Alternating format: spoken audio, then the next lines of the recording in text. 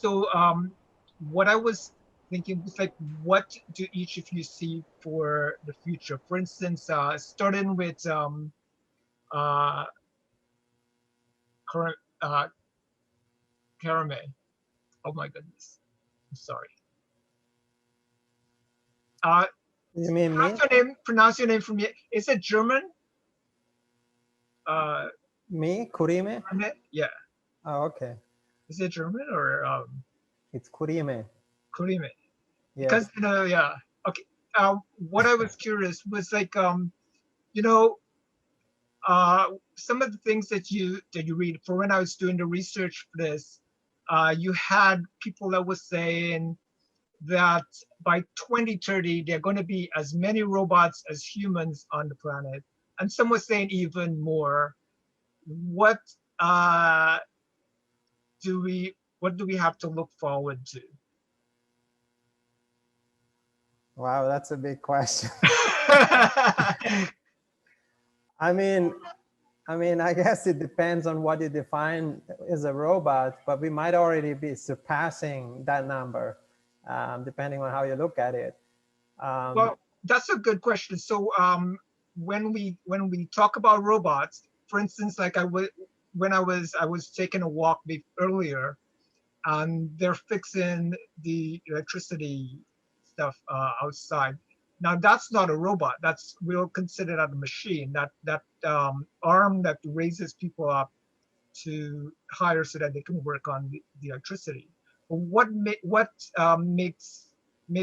the difference between a machine and a robot?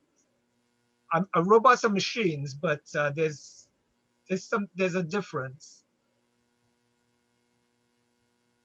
well, I mean, we tried to touch on it. I mean, it's kind of a wide field. Yeah. I mean, it's a full system, I would say, a robot. So it can like, I wouldn't say like make decisions, but it can like execute programs.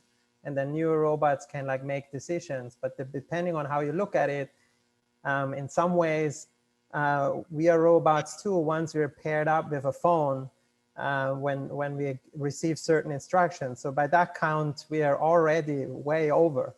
And so uh, so it's a little bit like it's a really wide question, but maybe it's more useful to kind of look at it in this lens which we like discussed today, which is like visual effects and maybe creativity in this sense. So I teach in a lab which is an architecture school, where we kind of always like dance between these two domains of making, but then also like representation. And so what we definitely are seeing is like there is a lot what has been used for automation and kind of repeating like similar items, that we see like a lot of like kind of customized workflows where we do custom panels, custom pieces.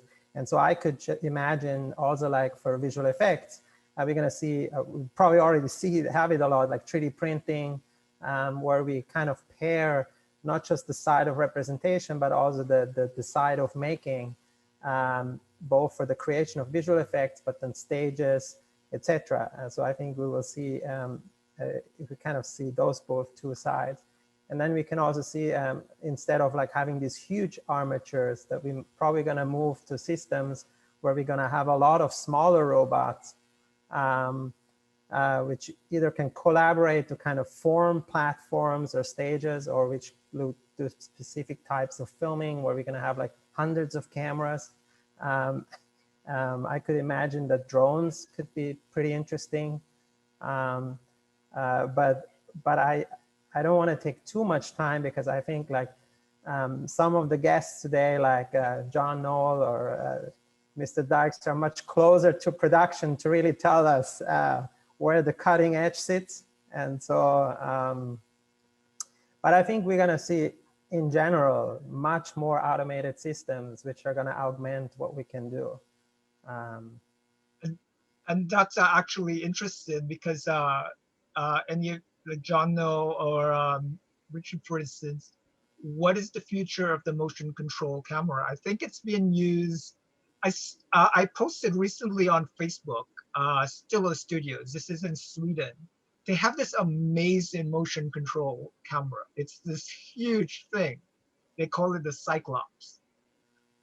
but it does these really, really slow motion. Is So what are the things that we are getting from the motion control camera now? What are the things that it can do? Can still do. And still do all the old things it used to do. I for Mandalorian season 1 and 2, Jon Favreau wanted to shoot some miniature elements, kind of the old-fashioned way, under motion control, and I built an 8-channel motion control system around a digital still camera, and we used it for elements for both seasons. Now it's probably my lack of tech savvy, but because why can't you just have a camera person with a camera that's shooting at really high speed do this? Well, the main thing is that when you're building miniatures and you want to make them look big, Right. you want to make sure that you carry depth of field across the whole thing. And when you get close to it, in order to do that, you have to be down to a pretty small f-stop. You know, you need to be shooting at f16 or f22.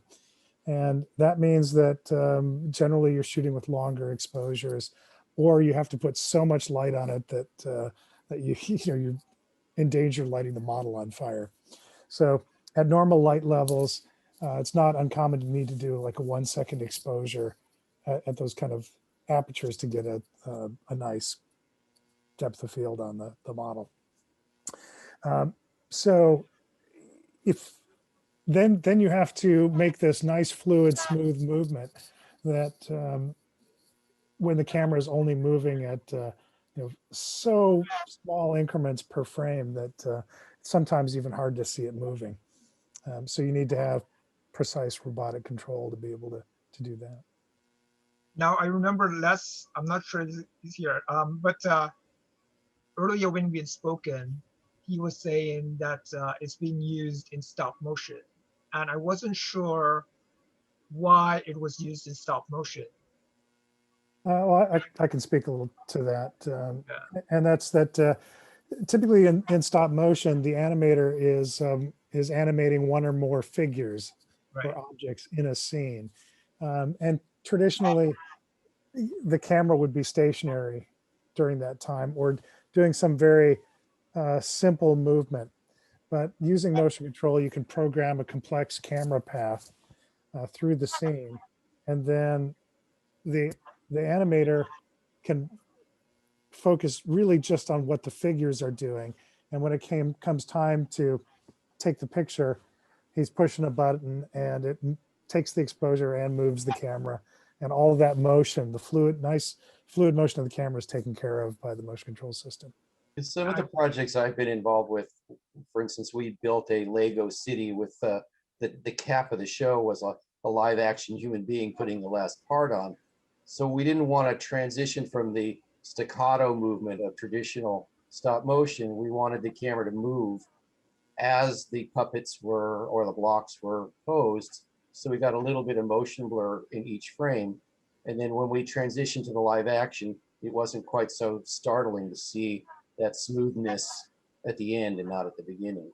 So the motion control system was really the only way you could do the accounting and the frame captures that you needed to do that kind of work. So Ian, I know that that Asa would probably have the answer for this just because the company that he's formed, Automaton, does this kind of stuff. But I was, since you're here, you're going to be the one. I was curious about robots in filmmaking. Are they going to be I saw an article where they said, well, they're going to be moving the lights around, which we heard from Haley, moving the lights and cameras around. But they were also saying that that's going to be the way things are going to be shot. This is how Andy Robot said that this is how the way it's going to be shot in like 2 years. Is that really true? I don't know. Well, I'll give a short answer and then I'll hand it off to Asa, who's Yeah. still here. Is that? Oh. So Oh, Asa and I are Asa and I are working on a project at the moment that is applying some of this robotic motion control to modern virtual production workflows. And I think that's where it gets really interesting because virtual production in the last few years has made a lot of strides in sort of bringing the digital content creation tools and post-production workflows on set. And I think that motion control has a big role to play in virtual production, and we're just beginning to kind of scratch the surface. So I don't know, personally, that's what I'm excited about in the production world, but I'll let Asa speak to his.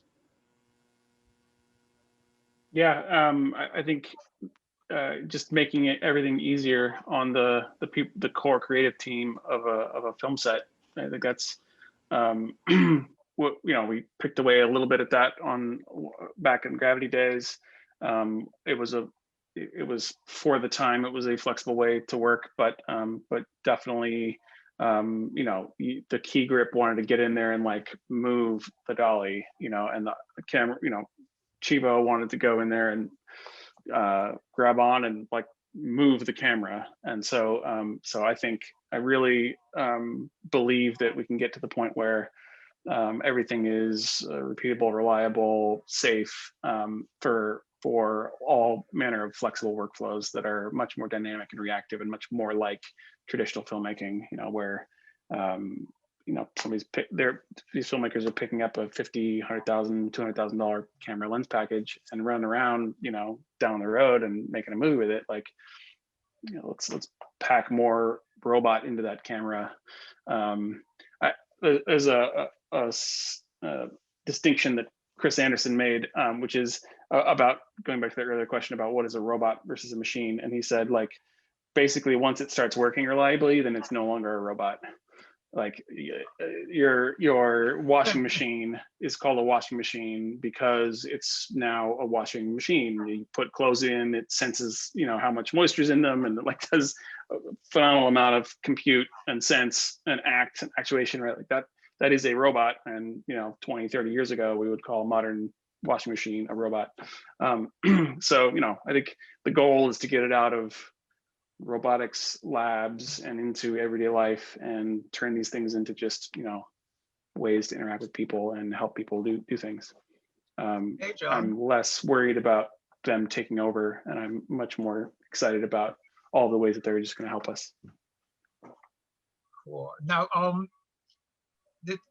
it's interesting, Victor. Do you see that like everyday citizen will be using something like the Isaac Gym to create systems in their home, or maybe filmmakers can use the Isaac Gym to control the robots on a set, and one person would basically be controlling all of this stuff and just the actors? I think Isaac Jim, yeah, has a lot of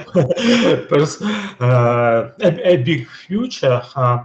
I would expect like the main application would be for, it was intended for simulation, not for usual citizen, but like for simulation and training robot brains. So I would expect in the next few years, not talking about 10, robots become much more autonomous, smarter, being able to act in unknown situation, and simulation would play a lot of role to achieve such intelligence and behavior.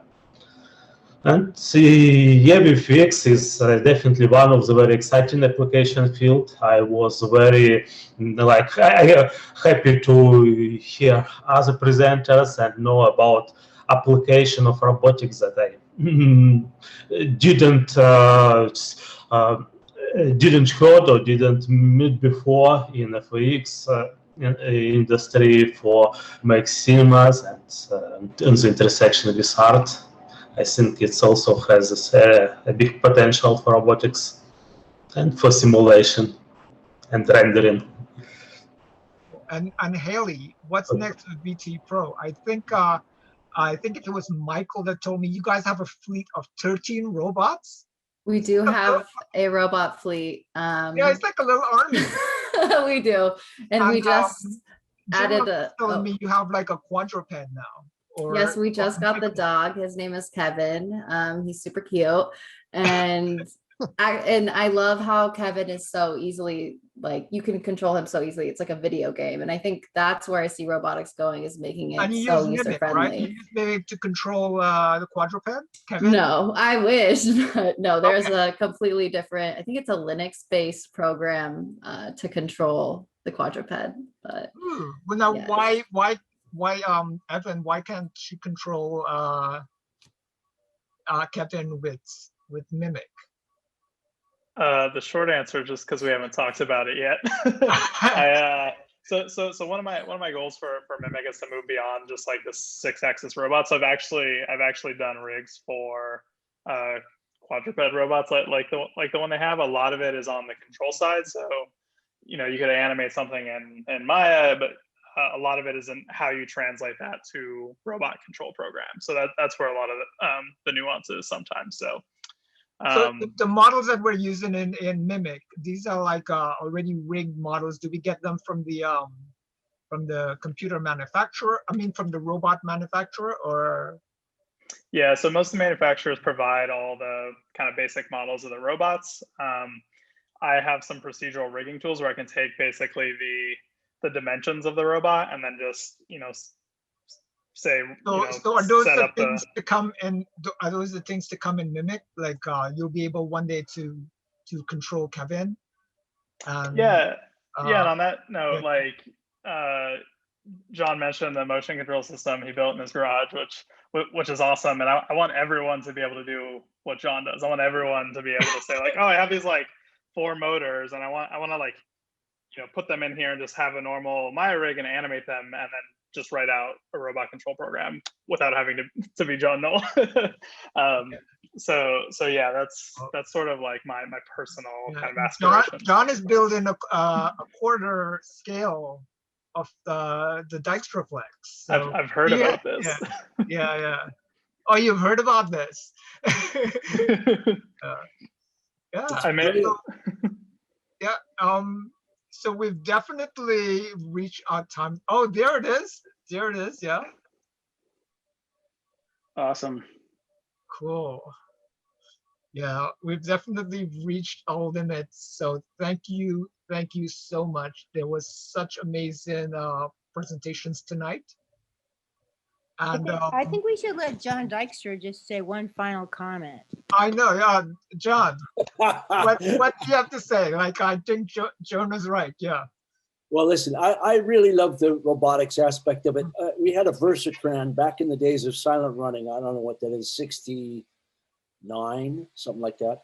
And we were trying it out and we programmed it and it fell over. And then we had to struggle to figure out how to program it to pick itself up because it was too heavy for us to manipulate with the equipment we had.